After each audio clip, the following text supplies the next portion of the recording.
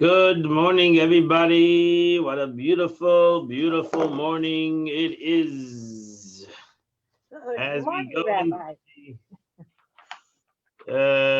we go into the chitas of the day. Today is Tuesday. We are holding in the portion of Vayigash. Tuesday on portion of Vayigash, or the third reading in Parsha Vayigash. We are holding on chapter 45, verse number 8 in the chapter. And now you have not sent me here, Heina, to this place, Kilikim, but God has sent me, Vayasimeni la'av lefare, and He has made me a Lord, a father of Pharaoh, la'adain, and the Lord, la'chol beisei, a master of his house. Umoishel, and as a ruler, b'chol eretz Mitzrayim.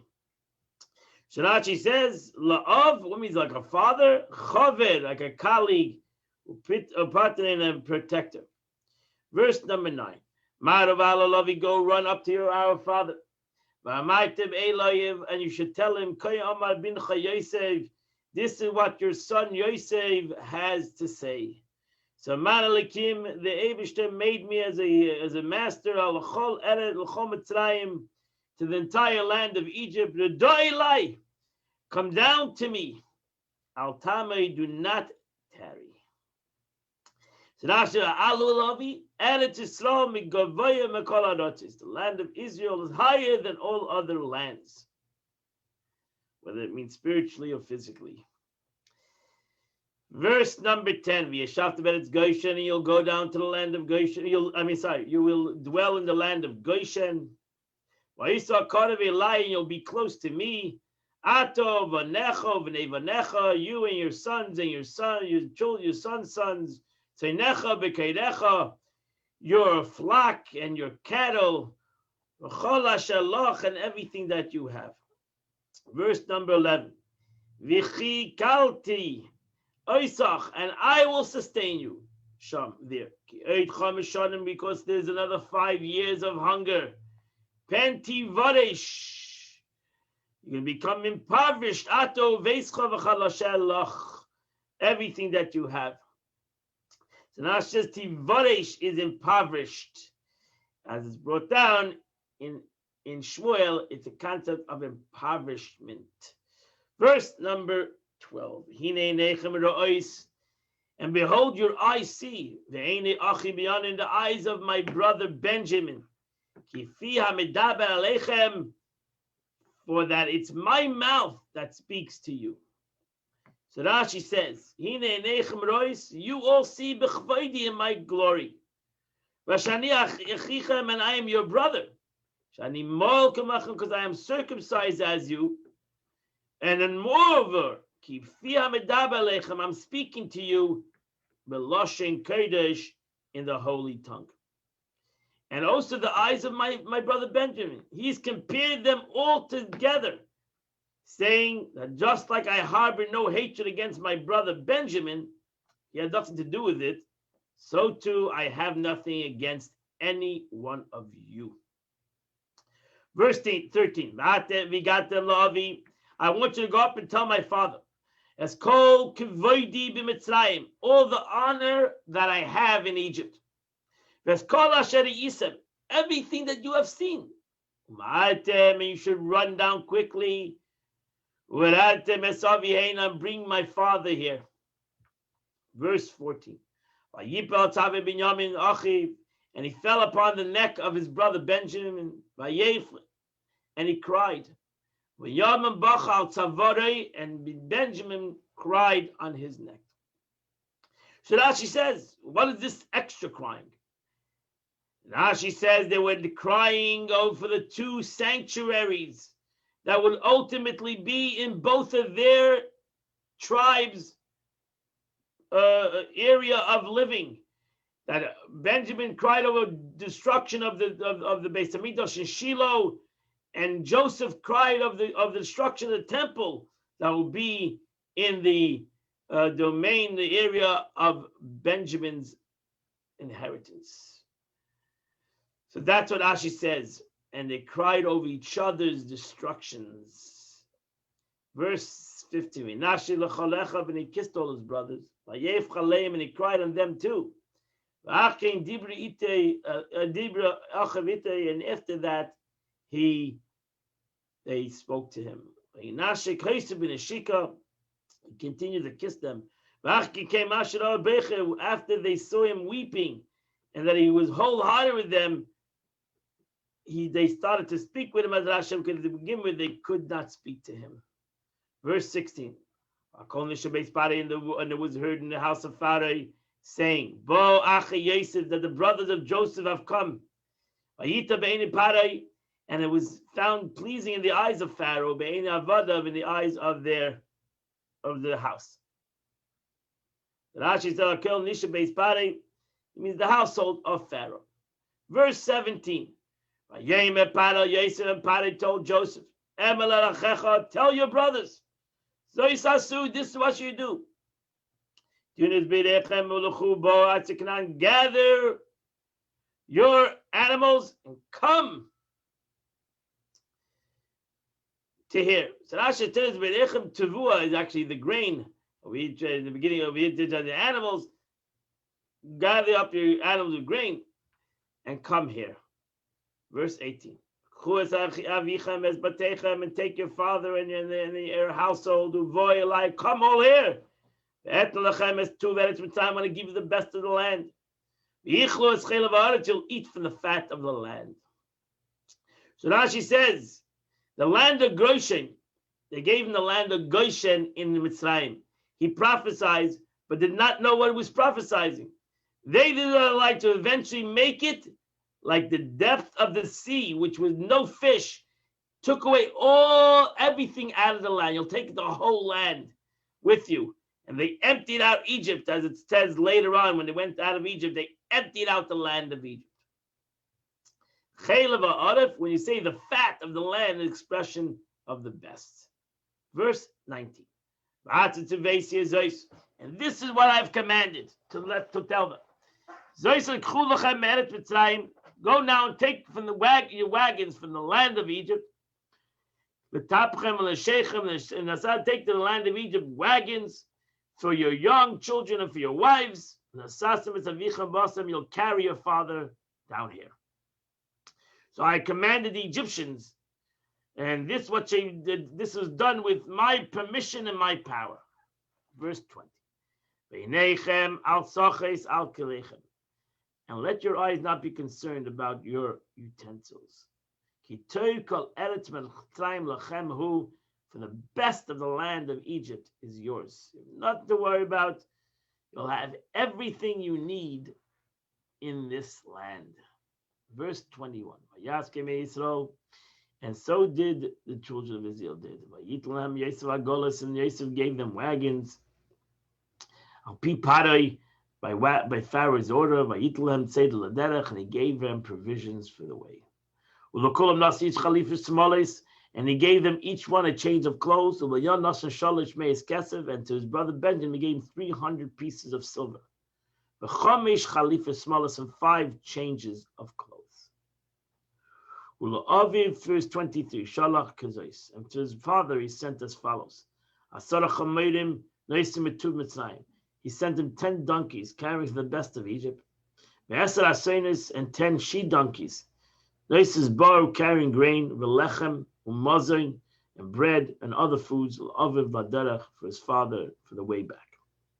Shalaka. So Rashi says, Shalaka zois, according to the amount, and what is the amount? The 10 donkeys. Betuv Mitzrayim, we find in the Gemara that he sent them aged wine because elderly people find contentment with it. The fact that the wine improves with age often affords contentment to the elderly because thus they feel like wine comes better with age. They also become better with age. According to the Medrash Haggadah, however, this refers to the pounded beans, which would soothe the effect of the troubling spirit.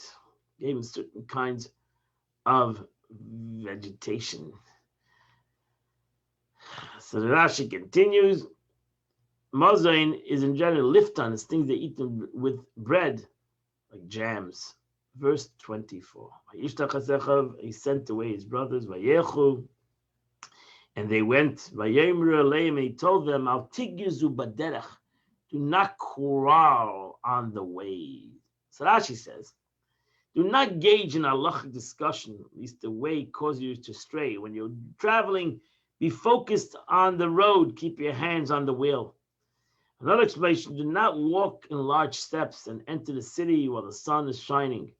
According to the simple meaning of the verse, we can say that since they were ashamed, he was concerned that they would perhaps quarrel on the way about him being sold, debating with one another and saying, because of you, he was sold. You slandered him, and because you hated him. So he said, forget about it. Forget the past. We need a trial on for the future. Forget the past. Verse 25. So they went up in Egypt, by Yovetz Canaan. They came to the land of Canaan, al Yaakov Avim, to Jacob their father. Verse 26. And they told him, Oid Yosef Chai. They told him Joseph is still alive. He's living, he's the ruler of the land of Egypt. And his heart changed. Because he didn't believe them. So Rashi says, he that he the rules. Number two, his heart changed and he went away from the believing. His heart did not turn to believe these words. Turn similar to language in the Mishnah, that means the concept of change. So could not believe it, even though he wanted to believe it. Vayidabru Elav is called Divri Yosef, and they told him all the words of Yosef, Asher Dibaleim, which he spoke to them. Vayares HaGolis, and then he saw the wagons. Asher Shalach Yosef Lasasese. He saw those wagons which Yosef gave him to carry him, to bring him back to Egypt. But Ruach Yaakov Avin, and the spirit of Jacob was revived. So Rashi says, what did he see? Suddenly he saw the Agolis, and he suddenly was revived. So Rashi says, Joseph, sent him a sign. In what topic he was engaged when Joseph, separated from Jacob. That was the section dealing with the heifer that was beheaded, Eglah Rufa, in the scripture.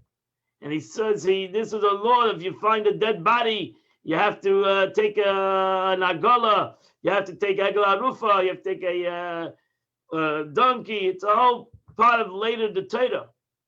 So he suddenly saw that. He reminded of what they learned 22 years before. And he saw the wagon that Joseph had sent. It doesn't say the Pharaoh sent, it says Joseph sent.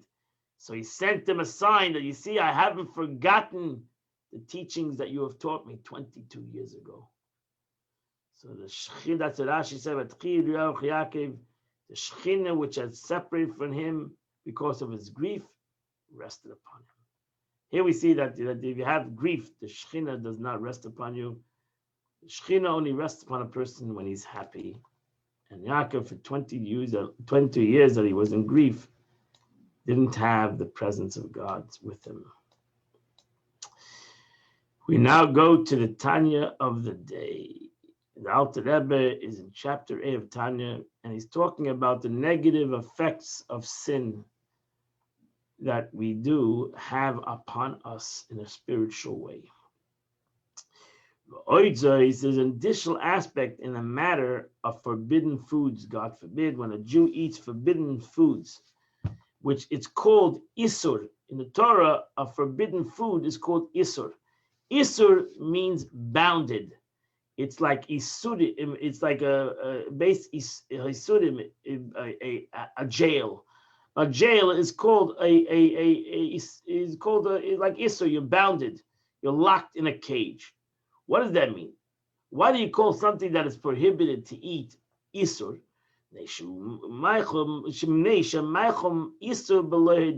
For it's forbidden, for if one ate forbidden food unwillingly, and his intention was for the sake of heaven, in order to have gotten energy from it.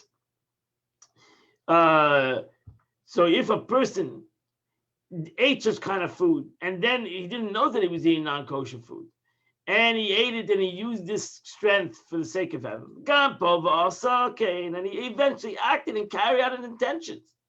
V'kara, and he learned, v'spalel, and he prayed, b'koyach achilahu, with the food, the non-kosher food that he ate.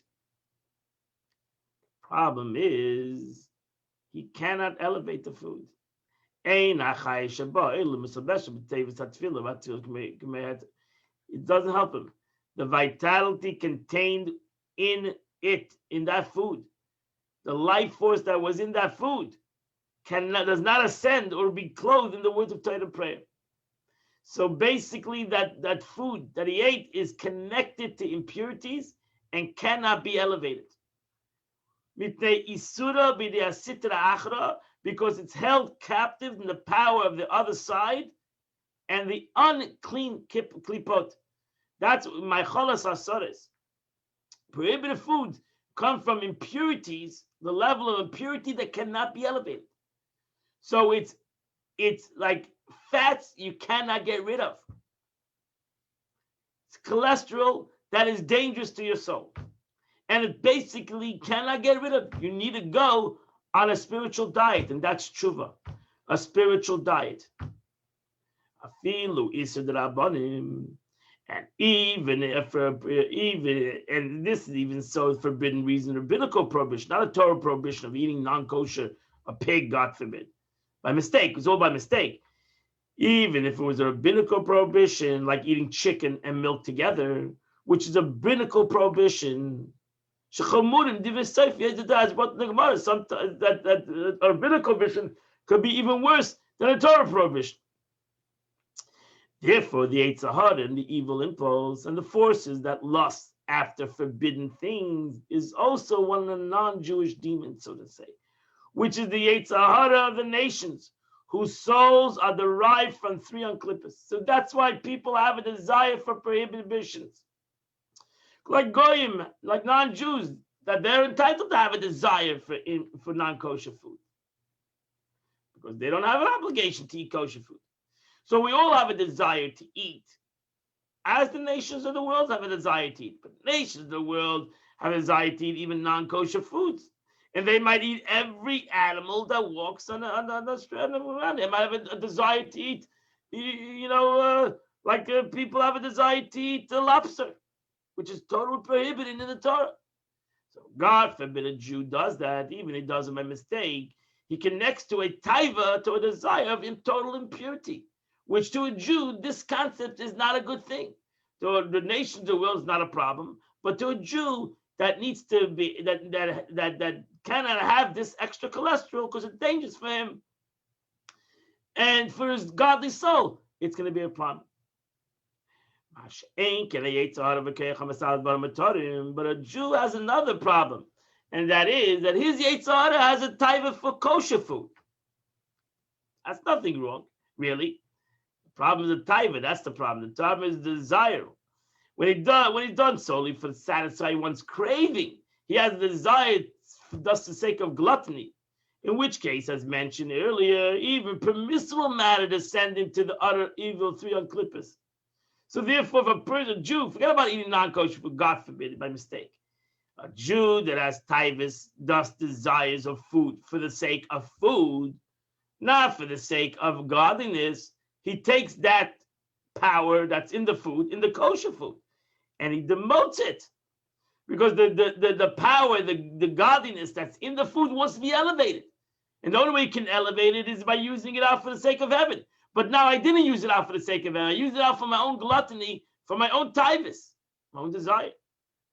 And therefore, but still, it's still kosher food.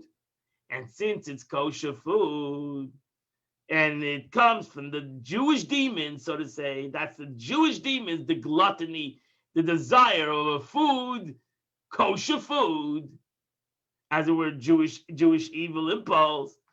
So a non-Jew has the desire for non-kosher food. A Jew has a desire even for kosher food. And both of them are not good for him. But ultimately, the desire for kosher food has the capability can be reverted to holiness, like explained above, because ultimately you can take that energy that I've absorbed already in my body and now use it out for a davar shebkedusha. You can't take something that's negative, it's a general expression, a mitzvah above aveda. You can't make a mitzvah from a sin.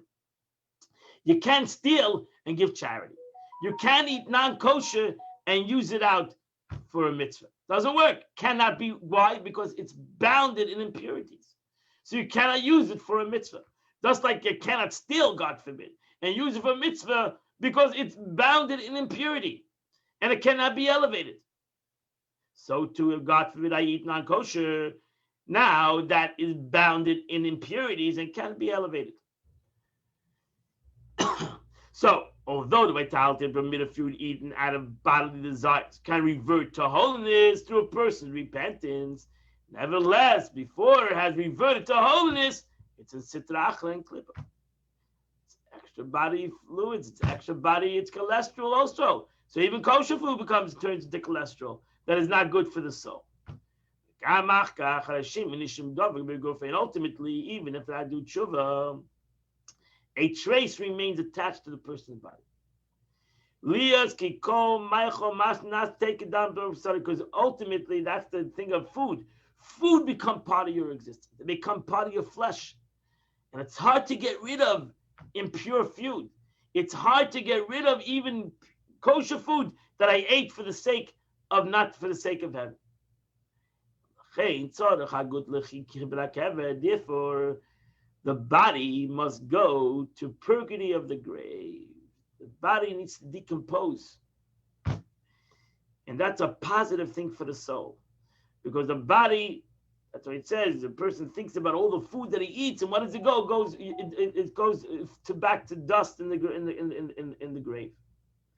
So why? But that's a positive thing, because it gets in order to cleanse it and purify it of the uncleanliness which it received from the enjoyment of the mundane things and pleasures, which are from the impurity of the Klipat Noga and of the Jewish demons, so to say, which we're just using the word Jewish demons as the Jewish Yetzer Hara, which desires permitted matters, desires foods, desires luxuries, desires the pleasure of the body. Unless one has never derived enjoyment for this world and his life. Like it's brought under the Gemara, Rabbeinu HaKadosh, Rabbi Yehuda Nasi, who was the writer, the one who wrote the oral law, the Mishnah. He was the richest Jew in Israel at that time, but he said before he died, he picked up his finger, he says, God can be my witness, I never had any pleasure from this world. Everything I did was for the sake of heaven. And that was a tzaddik. Halavai, we can all be like Rabbi Yehuda Nasi, but most of us have enjoyment from this world, and therefore, that's why after 120 years, our body needs to go through chibut hakevet, through the concept of the purgatory of the body. The body has to decompose, and the flesh has to disappear, so that the neshama can have its true elevation. And with this, we have finished the Tanya of the day. We've done the Tanya of the day. Today is the seventh day of the month of Tevis, and it's chapter 39, 40, 41, 42, 43. So 39, 40, 41, and 42 of Psalms. If you do those chapters, you've done the beautiful chitas of the day. We did chapter 8. We've, I think, almost finished chapter 8 of Tanya today. Have a beautiful, wonderful day. In Mitzvah, we're going to be a portion of the week class tonight at 7:30, a class on the portion of the week. Have a beautiful, happy, healthy day. Thank you, Rabbi. Have a great day.